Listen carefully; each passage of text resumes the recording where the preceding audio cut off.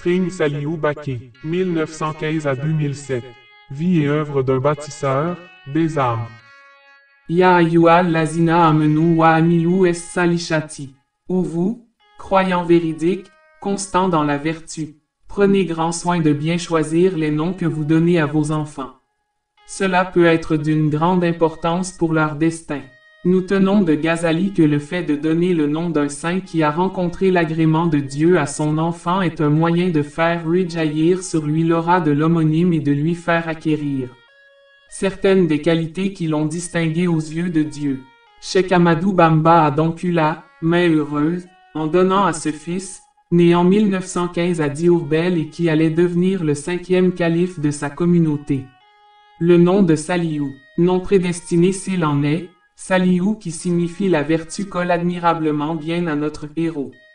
Dès son accession aux fonctions de calife en 1990. Après le bref magistère de Sring Abdou Qadir, Sring Saliou a tout de suite donné le ton en précisant, de façon claire et indubitable, la ligne qu'il entendait imprimer à son action à la tête de la communauté mouride. En effet, dans son mémorable discours inaugural, il a, d'emblée, indiqué que, hormis l'islam et par conséquent la gestion de l'héritage de Sring Touba Cheikh Ahmadou Bamba, rien ne saurait retenir son attention. Encore moins susciter de sa part commentaires ou directives quelconques. Les choses étaient claires et chacun savait désormais à quoi s'en tenir. Fidèle à cette profession de foi, il est demeuré constant dans sa position, avec comme unique préoccupation la promotion de l'islam à travers la fructification du legs de son illustre père.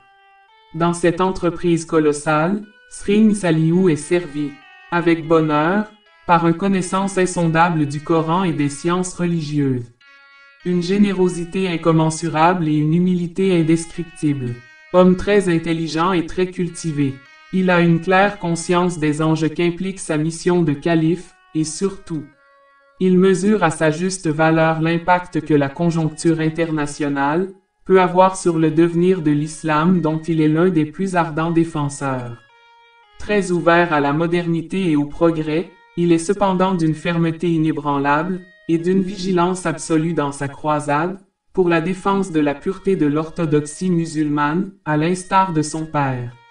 Un fait très révélateur de la hauteur de vue de Sring Saliou et de sa détermination à marcher sur les traces de Cheikh Ahmadou Bamba, dans le sens de la défense et de l'illustration de l'héritage de Sayyidina Muhammad, sallallahu alayhi wa sallam. Sans autre considération, est l'acquisition en janvier 2002, à grands frais, d'un imposant immeuble à Taverny, en France. Qu'en a-t-il fait par la suite, lui qui sait qu'il ne mettra jamais les pieds en France?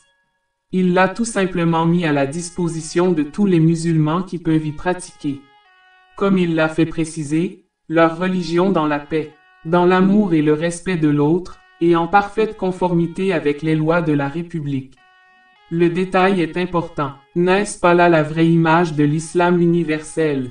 C'est un islam à hauteur d'homme, fondé sur les valeurs de la paix, de la solidarité, de l'amour du prochain, de la noblesse des sentiments, du dépassement. C'est un islam qui n'est synonyme de panarabisme mais simplement humain, qui ouvre les bras, sans distinction, à toutes les diverses composantes de l'humanité. C'est un islam expurgé de tous les germes de la violence, de la discrimination et de l'intolérance, respectueux des lois et qui ne peut, en aucun cas être une menace pour la stabilité de la société. En réalité, c'est ça le véritable héritage de Cheikh Ahmadou Bamba que Sring Saliou.